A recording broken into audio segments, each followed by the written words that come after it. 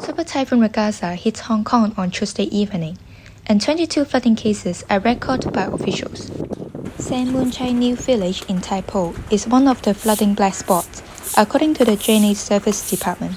而家呢出邊呢度咧，呢個停車場咧就係2尺多啲，個水位高嘅就係最高嗰段時間咧就係都係頂籠都係3尺咋。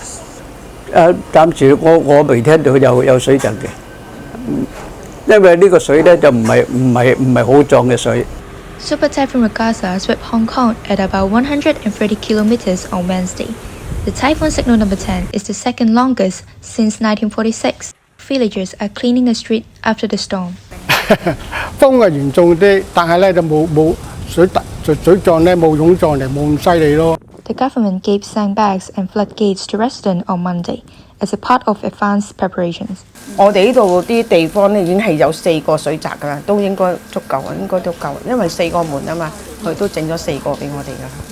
全部啲嘢提早搬晒升晒上台咯，咁而家冇水浸啊嘛，咪逐啲慢慢搬翻晒啲嘢落地咯。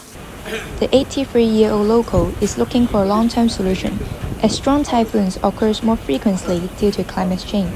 最主要咧係喺海嗰度問題嘛，如果係咁樣做法咧，政府有咁個新咧就非常之敢做。